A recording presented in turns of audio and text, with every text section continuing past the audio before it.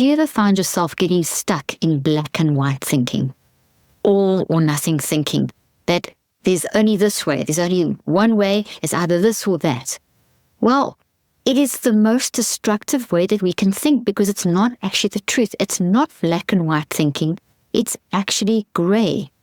Gray thinking. And what do I mean by that? Well, life exists on a spectrum. Nothing's as simple and as clear as black and white thinking. And when we have this black and white thinking, which I'm going to define in a moment in more detail and give you some tips and so on, but when we do that, we actually affect our mind-brain-body connection. We increase our vulnerability to illness. We increase our vulnerability to becoming demotivated, depressed, anxious, frustrated. Our self-worth can drop. And then that just spirals off into a whole mess. So I know I've caught myself in black and white thinking, and I've really worked hard at that. And I know that lots of people battle with this. There's a huge percentage of the population that battle with black and white thinking. So let's unpack this, let's define this, and let's do something about this so that we can free ourselves up from this awful black and white thinking that is so restrictive and so damaging to how we function. Okay, so black and white thinking is all or nothing thinking. So it means that things can only be this or that, and there's no in between. That is wrong. Okay? Life is a spectrum of emotions and behaviors and mindsets and the way our body feels. It's a spectrum. It's gray, not black and white. So nothing is that clear. Nothing is that simple. Nothing is that clear about being a human. Being a human is so complex. Just think of yourself. Just think of, and I'm thinking of myself at the moment, but as I'm saying this, think of yourself. Think of the days that you, in one day, how you can swing from being sweet and kind and compassionate to irritated and upset to totally mad to guilty to happy to unhappy to saying something really mean to then apologizing for that, maybe not straight away, but eventually. All of those are up and down. There's no black and white if you just stand back and observe yourself in a day. And therefore, when you look at it like that, you can give yourself more grace. Black and white thinking leads to such a lack of compassion towards ourselves. It makes us very unkind towards ourselves. And when we lose compassion and kindness for ourselves, our self-worth takes a total dip. And then that leads to all those internal dialogues and all that negative toxic thinking and attacking on ourselves and thinking we're not enough and all that kind of thing. Just think back to a day in your life, or a year in your life, or a week in your life, or a month in your life, or a time in your life when you were maybe involved with someone or in a work situation. Just try to recall something like that and think of how nothing was black and white. Everything was up and down. You can't predict how someone's going to respond. You can't even always predict how you're going to respond.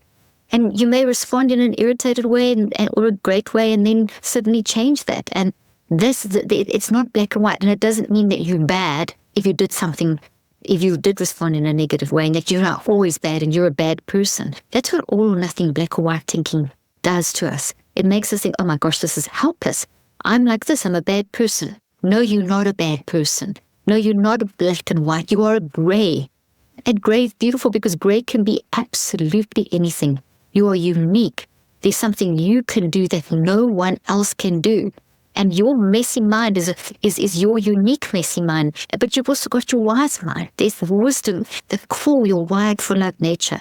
And as you move through the grayness of the spectrum of life and the complexity of life, as you repair and grow and enjoy and love, so you do it in your own unique way. So it's absolutely scientifically, mentally, physically, humanly impossible to be black and white.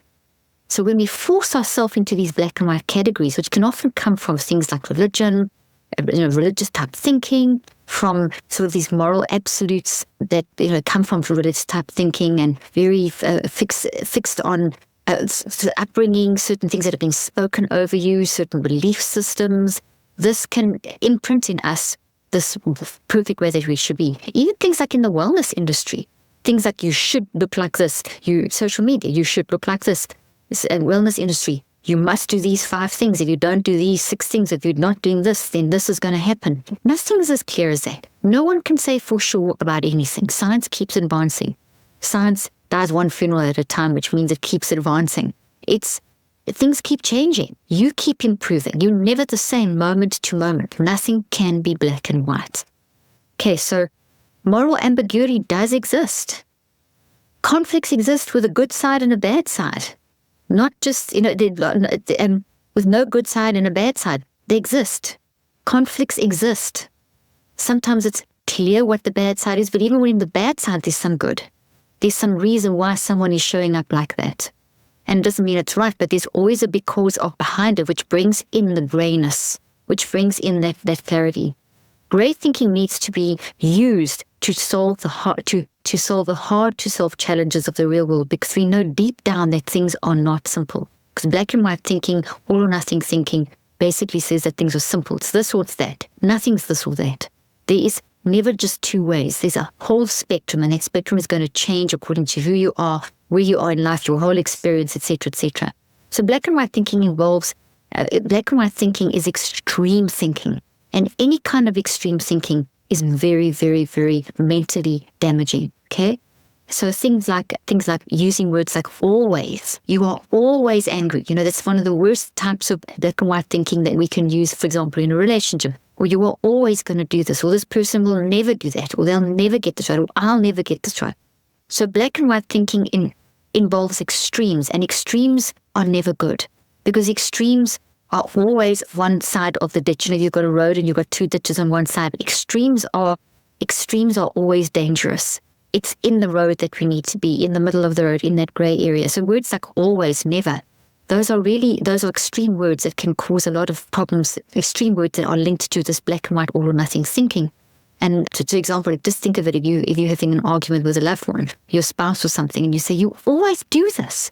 Or someone says to you, you always do this, or you'll never get this right. Or you say to yourself, I'm always doing this, I'll never get this right.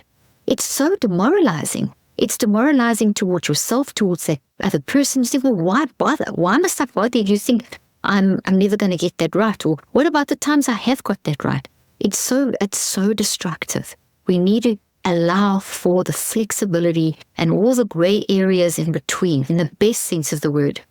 When we get to this black and white thinking, it actually blocks, research shows it actually blocks our ability to see alternatives, to be able to reconceptualize that you hear me talk about all the time, to see all the multiple possibilities that can happen and all the probabilities. It blocks us being able to find alternatives in a situation, solutions to a problem, learning from things. It blocks us from actually seeing, okay, this failure is not a failure. It's something that I can see and I can learn what not to do. Finding alternative solutions, other possibilities, the possibilities mindset that you've heard me talk about before. The all or nothing the mindset, for all or nothing black and white thinking, stops the possibility mindset, stops the expectation mindset, the very limiting, the rainbow of hope. So some little phrases, let me give you some little phrases that common in this all or nothing black and white thinking. I'm just going to give you a few. Things like, you need to be all in. So if you're not all in and totally committed to this thing, then it's not going to work. It takes us time to get into something, whether it's a work situation, a sports situation, a relationship situation. We could never be, sometimes it takes us time to grow, not sometimes, it takes us time to grow into situations. So you need to be all in or you're not in at all. That's black and white thinking. It's, yes, you need to eventually be all in if this is something that, if it's something like a relationship or a work situation or some project you have to do or choice you have to make to heal or something like that. Yes, you need to be all in, but you're not going to be all in straight away. And it's not a situation, if you don't get all in right now, that's it. It is stages. It's the gray area in between. It's the complexity of getting all in. And that's probably the best way to explain it, if you are getting all in. So you could rather say things like, I can only try my best. I'm getting all in. Another phrase that people say that's very much a black and white thinking phrase, no pain, no gain. Now, I know that sounds kind of good, like you got to work through and push through. But sometimes we get so stuck on looking for the pain and thinking, if I don't have pain, this is too easy. I'm not going to get something here. There's once again this gray area, this gradient, the spectrum of life. So it isn't necessarily true. Hard work doesn't always involve pain or extreme pain. It may involve a spectrum of ups and downs. Sometimes it's good, and sometimes it's more difficult, and sometimes it's less difficult, and sometimes there's a bit of pain, and sometimes there's a lot of pain. It's a spectrum. It's a gray area. But the fact that you recognize that it's this up and down gray area kind of pain, no pain, some pain, little pain, lots of pain, it's a journey. And that means that as you are experiencing all this gray area, you actually are showing that you're persevering, which is a beautiful quality, to be able to persevere and push through. Black and white thinking doesn't build perseverance. It breaks the ability that we have to push through, to make a choice and to stick with that choice and to grow into that choice. Even a choice you're going to grow in. You can say, today I choose not to be addicted to X substance, or today I choose to never say that again. So you choose today, but there's a process involved in making that actually happen in your life, active, progressive steps towards that process. And if you think, oh my gosh, yesterday I said I would do it and I've chosen wrong already, and then you just give up, you're just then going to get into that cycle of, well, it's never going to work for me. That's what black and white thinking will do. It'll get you stuck. Whereas not having gray thinking thinks, okay, I choose to do this. I still stick with that choice. I've fallen today. How did I fall? Why did I fall? The who, the what, the when, the where, the why, the how. How can I change this? What help do I need? It's progressive. It's moving forward. It's acknowledging that you didn't get there, acknowledging you're still on this journey, acknowledging the journey goes on for life. Black and white thinking doesn't give you a chance to have a journey. It takes it all away. Okay? So let's get some other things over here. But it's very common. Another one I put down here, bragging rights started at like 40 hours a week, or 80 hours a week, or 100 hours a week. The whole thing of talking about being busy, and I've been so guilty of this, saying I'm busy. But, so this thing of like, I'm not good enough unless I do 60 or 80 hours a week. That's black and white thinking. No, if I do 10 hours a week this week, but those 10 hours were so fantastic, that's what counts. But if I do 60 hours and they were fantastic, that's what counts. But I'm not going to shoot myself in the foot for the 10 hours I did that was quality, but I didn't do 60, and then lose the value of the 10 because I was so busy worrying about I couldn't count 60. Because maybe this week you were sick, or maybe this week something happened, or maybe this week that's what went on in your life because there were lots of things going on. So, and that's the gray area thinking. That keeps us moving forward. Black and white thinking makes us get stuck. Also, when you get into this black and white thinking, you may overlook how valuable you are in other roles because you're so hard on yourself that you don't see, hey, you're actually a really great friend. You actually, when you smiled at that friend, at that person in the elevator, or you texted your friend, or you had that great conversation with your friend, you were valuable to them. When you reached out and had a beautiful family function, you were valuable. So when black and white thinking makes you not see your value, it steals you seeing your value and the impact that you have on other people. Even with your flaws, the flaws are part of it. There are flaws that we need to embrace, process, and reconceptualize. It's a gray area. Okay? Once again, as I mentioned already, this black and white thinking can make us feel hopeless, decrease our motivation, depressed, and those are warning signals. So when you are in this black and white thinking, you're not going to feel good. You're going to feel anxiety, maybe even a panic attack, maybe a bit depressed, maybe hopeless, and decreased motivation. So those are 5 things, especially the hopeless, decreased motivation, and the feeling of the sadness and depression, and that discomfort, and the dislike towards yourself. Those are 4 signals that you can immediately know that are warning you that this is not right. This is something that's not right. We need to learn to listen to our warning signals, those emotions, behaviors, body sensation, and perspectives. So when you're feeling this depression or feeling of fat or depressed, when you feel like your body just doesn't feel right, you feel uncomfortable, when you feel that sense, that perspective of hopelessness, when you see in your behaviors that there's decreased motivation, those are warning signals that, hey, maybe you got stuck in a little bit of black and white thinking. And the reality is that because of our uniqueness, it's impossible, as I keep saying, gray areas are therefore the norm, which is so nice to know. I love to remind myself, you can see how passionate I am about this, because I have a strong tendency, as do most humans, to try and, especially in our day and age of trying to be perfect all the time and do things perfectly, and perfectionism and all that stuff, and imposter syndrome and all these things that we can get caught up in. We can get stuck in black and white thinking. Okay, so what to do? Here's some tips. First of all, observe yourself for 7 days. Take 7 days where you just observe yourself. So maybe just step into the multiple perspective advantage and say, okay, for this week, it's nice. Today's whatever day it is, maybe it's Sunday or Monday. So for the next 7 days, I'm just going to be aware. Maybe you put a note on a little reminder on your phone or in your app, or if you're on my Neurocycle app, just to say, observe whether I've got any black and white thinking, all or nothing thinking, and look for those warning signals. And just observe yourself. How often does it happen? When does it happen? Who does it happen around? The who, the what, the when, the where, the why, the how. Just observe and write it down. Make a note on your phone. Maybe you just can open your phone, start a note on your phone and just say, observing if I have black and white thinking date and that week. And then as you go through the day, you may remember and then you forget, then you remember. As you remember, you notice, oh my gosh, I've just done a black and white, all or nothing thinking. Write it down, what it was, and write a little bit about the who, what, when, where, why of the situation. So I found myself saying, oh my gosh, this is hopeless. I'm never going to get this situation. Right. And then you grab the phone, right? Oh, okay. I did this. It made me feel like this, and this. I felt this in my body. This was the thing that triggered it. Has this happened before? So it's a little bit of a neurocycle where you gather awareness and you reflect and you write it down. And then you notice, but this, I want you kind of just to do the first 3 steps and just observe it over 7 days because I want to see if you can find a pattern. And then at the end of those 7 days, and even if it stretches to 10 or whatever, but try and do at least 7. And then see if there's any patterns. And if there's a pattern, then set yourself up in a neurocycle and say, okay, this is the pattern.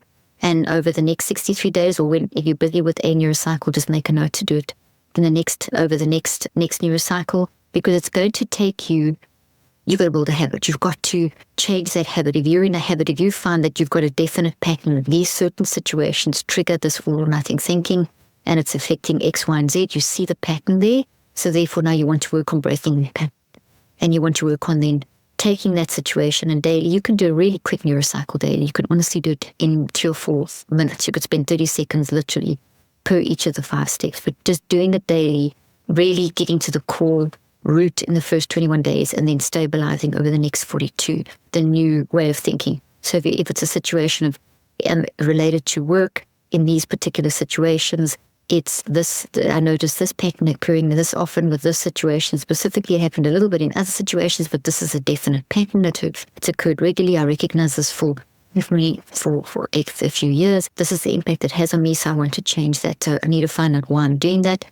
And then you just get yourself ready like that, and then you just start working through your neurocycle daily, working on that. So the first 21 days is maybe unpacking a lot more of the summary I just gave, getting more details. And then once the active reaches each day will be moving you towards something more constructive, like I can do this, or I will learn how to do this, or this is one of the reasons why I get triggered. So what could I do today to change that? And so you build your active reaches through the rechecks, and the rechecks being how you're going to reconceptualize, active reach, how you're going to practice it that day. And you build those, and by the time you get to day 22, you then have got to create like one new reconstructed thought, and then you're going to practice that. So each time that the situation comes up, you're going to then practice that reconceptualized thoughts action to make. So it might be that you're in that situation. What is your statement you're going to fall back on? What's your active reach or your reconceptualized thought? No, that's not the truth. This is the truth. And so you move forward, get that pattern. Okay, so to remind yourself as well while you're doing this, is that gray is normal, black and white is not normal. Maybe that's your new mantra that you write down. Gray is normal, black and white thinking is not normal. I hope this has helped you. It helped me helping you, as it always does. I think I learn more from these and get more from these little podcasts in Neurolive than even you do. So thanks for joining me, and I look forward to next time.